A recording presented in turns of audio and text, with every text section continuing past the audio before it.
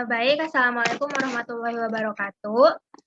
Kami dari kelompok 2 yang berisikan saya, Galih Harum Putri, Diwa Syastra, Delvano, Zahratul Amal, dan Adita Salsabila ingin mempresentasikan tentang materi kesadaran berbangsa dan bertanah air mahasiswa.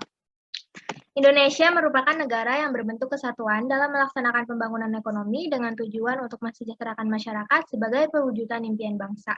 Sesuai pada UUD 1945 Pasal 1 Ayat 1, menyatakan bahwa negara Indonesia adalah negara kesatuan Republik Indonesia yang berbentuk republik. Berbangsa ialah rakyat yang mempunyai landasan moral, etika, akhlak mulia dalam bersikap mewujudkan makna sosial dan adil. Sedangkan bertanah air ialah persatuan dan kesatuan di lingkup tanah air Indonesia dengan menerapkan prinsip-prinsip negara yaitu Pancasila. Perwujudan yang nyata untuk menjadi rakyat yang bertanah air ada di dalam sila ketiga Pancasila yang berbunyi Persatuan Indonesia. Nah, namun di era globalisasi ini terdapat banyak tantangan bagi Indonesia, yakni kesadaran masyarakat akan berbangsa dan bertanah air yang selalu surut akhir-akhir ini. Sebagai mahasiswa, kita masih memiliki banyak kesempatan dalam mempertahankan kemerdekaan dan memperjuangkan cita-cita negara dengan melakukan berbagai kegiatan yang dapat meningkatkan rasa nasionalisme terhadap negara. Alasan mengapa kami mengambil judul ini,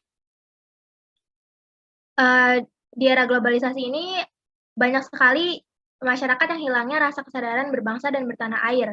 Khususnya mahasiswa ini sudah banyak yang tidak lagi meningkatkan rasa nasionalismenya terhadap negara. Nah, maka dari itu kami mengambil judul Kesadaran Berbangsa dan Bertanah Air Mahasiswa sebagai sarana untuk mengingatkan mahasiswa bahwa kita sebagai warga negara wajib memiliki kesadaran akan berbangsa dan bertanah air.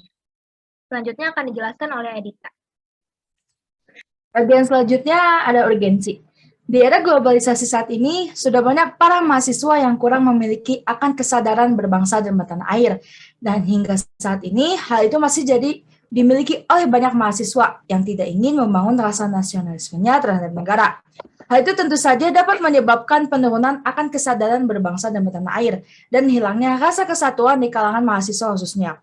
Maka dari itu, sangat dipentingkan untuk para mahasiswa meningkatkan rasa nasionalisme terhadap berbangsa dan bertanah air karena dapat menunjukkan kebanggaan kita sebagai warga Indonesia, tentunya dengan diawali rela berkorban demi berbangsa dan bertanah air. Tujuan yang hendak dicapai adalah yang pertama, mahasiswa mampu memiliki tujuan untuk menyatukan sudut pandang pola pikir dalam merumuskan visi dan misi berbangsa dan bertanah air. Yang kedua, mahasiswa mampu memiliki akan kesadaran dan berbangsa bertanah air. Yang ketiga, mahasiswa mampu meningkatkan rasa nasionalisme terhadap berbangsa dan bertanah air.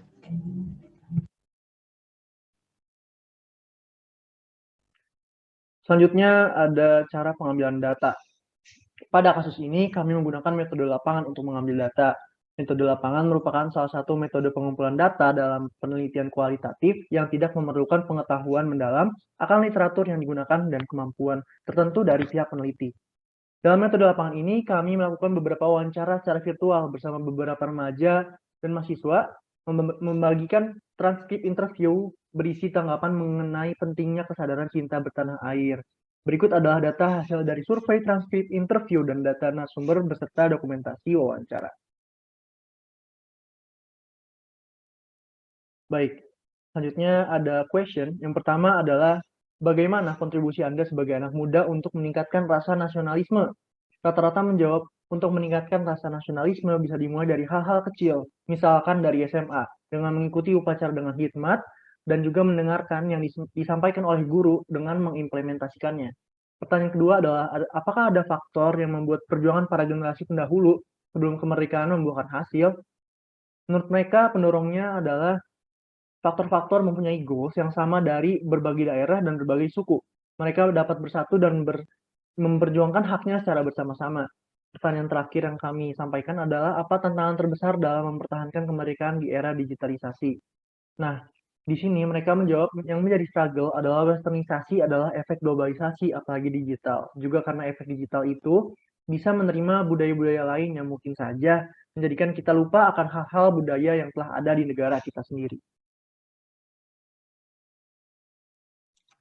Selanjutnya analisis masalah. Saat ini dunia sudah dipengaruhi oleh teknologi. Manusia menjadi makhluk yang tidak dapat lepas dari teknologi. Berbagai macam manfaat dan kemudahan pun dapat kita rasakan dan dengan mudahnya diakses oleh orang tua bahkan anak-anak sekalipun. Tantangan bagi nasionalisme lahir seiring dengan semakin modernnya kehidupan manusia, di mana jarak bukan lagi suatu halangan, di mana media telekomunikasi telah menyatukan semua lapisan masyarakat. Globalisasi telah menjadi ujung tombak dalam mengikis paham nasionalisme. Globalisasi telah menimbulkan problem terhadap eksistensi negara dan bangsa. Berdasarkan apa yang telah terjadi dalam media sosial, terkadang ada yang membuat statement bahwa Indonesia adalah negara yang kurang dalam hal kemakmuran ataupun gaya hidup. Dalam Sumpah Pemuda, sebagaimana telah diikrarkan oleh pendahulu kita pada tanggal 28 Oktober 1928, merupakan salah satu bukti betapa peranan pemuda itu sangat vital dalam mempersatukan pemuda dan bangsa. Pemuda seharusnya berperan serta dan berada dalam garis terdepan dalam melakukan perubahan. Hanya dengan demikianlah pemuda menjaga keutuhan bangsa ini, mempersiapkan diri dalam menghadapi tantangan yang lebih besar untuk menghadapi terjadinya penjajahan gaya baru di segala aspek. Atas derasnya arus globalisasi yang tak terbendung juga merupakan salah satu cara menjaga negara ini. Hal yang tak kalah pentingnya dari data-data yang kelompok kita peroleh dari mahasiswa universitas lain, mereka juga memperhatikan hal-hal kecil seperti peduli terhadap sesama, upacara dengan hikmat, dan menekuni mata kuliah pendidikan kewarganegaraan. Hal-hal tersebut berpengaruh dalam menjaga rasa nasionalisme. Dalam Undang-Undang Dasar 1945, Pasal 37 Ayat 2 dijelaskan bahwa pendidikan kewarganegaraan dimaksudkan untuk membentuk peserta didik yang memiliki rasa kebangsaan dan cinta tanah air. Itu adalah upaya penanaman rasa nasionalisme oleh pemerintah. Namun, untuk mengatasi hilangnya rasa nasionalisme yang disebabkan oleh globalisasi diperlukan kesadaran dan usaha dari diri sendiri. Langkah-langkah yang dapat dilakukan antara lain yaitu yang pertama menumbuhkan semangat nasionalisme yang tangguh, semangat mencintai produk dalam negeri. Yang kedua, menanamkan dan mengamalkan nilai-nilai Pancasila. Yang ketiga, menanamkan dan melaksanakan ajaran agama. Yang keempat, mewujudkan supremasi hukum, menerapkan dan menegakkan hukum dalam arti sebenar-benarnya dan seadil-adilnya. Yang kelima, selektif terhadap pengaruh globalisasi di bidang politik, ideologi, ekonomi, sosial, budaya, bangsa.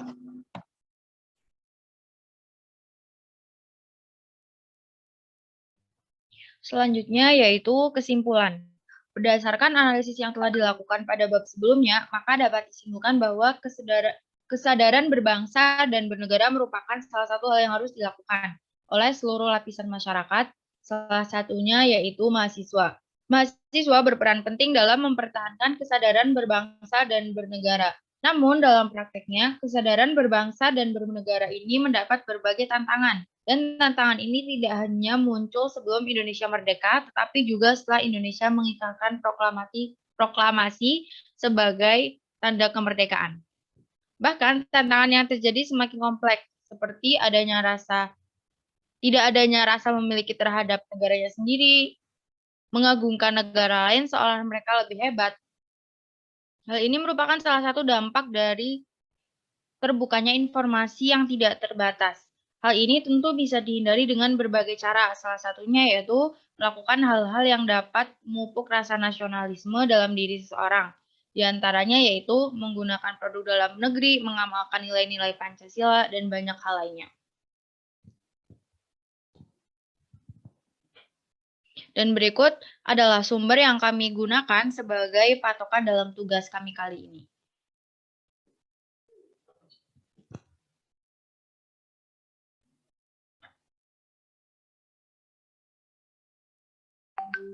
Oke, baik. Berikut yang sudah kami paparkan informasinya. Apakah ada yang bertanya?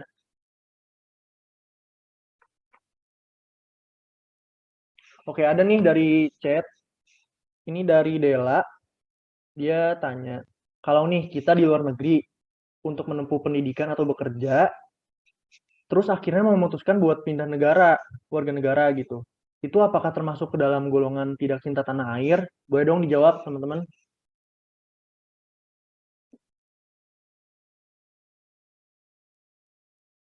Boleh dari siapa dulu yang mau jawab? Dari aku dulu boleh. Kalau masalah pindah negara itu sebenarnya tergantung sama dia apakah mereka wajib pindah negara karena paksaan atau emang mereka udah mau lepas dari Indonesia. Nah, kalau misal dia mau menuntut ilmu di sana, mau bekerja di sana mau melangsungkan hidupnya dia yang selanjutnya di sana, itu nggak apa-apa. Yang penting mereka masih mau mengakui bahwa mereka itu berasal dari tanah air Indonesia. Berarti kalau misalnya mereka masih mengaku Indonesia, mereka masih memiliki kesadaran akan berbangsa dan bernegara. Terkecuali kalau mereka nggak mau ngaku mereka dari Indonesia, berarti mereka itu udah hilang banget gitu kesadaran berbangsa dan bernegaranya, serta mereka udah nggak ada yang ngingetin juga untuk berbangsa dan bernegara itu. Jadi seharusnya orang-orang terdekat mereka mengingatkan bahwa mereka itu dari tanah air, mereka lahir di tanah air Indonesia, mereka bertumbuh di tanah air Indonesia, dan merekalah yang harusnya membawa nama harum bangsa Indonesia. Mungkin dari yang lain ada yang mau nambahin? Ya, salah satu contohnya tuh kayak misal Nicky Zevanya. Teman-teman tahu kan artis Nicky Zevanya yang lagunya tuh banyak banget viral di media sosial. Beliau itu salah satu warga negara Indonesia yang memutuskan untuk pindah warga negaraan menjadi warga negara Amerika. Tapi setelah dia di Amerika, berkarir di Amerika, dia tuh tetap membawa identitas negara, kayak misalkan pas lagi konser pakai batik. Terus aku juga pernah lihat pas lagi konsernya Nicky itu dia nyanyiin lagu Tanah Airku. Itu tuh berarti menunjukkan bahwa Nicky itu masih punya rasa nasionalisme yang tinggi meskipun dia udah pindah kewarganegaraan jadi warga negara Amerika. Itu ada contoh lain mungkin dari teman-teman?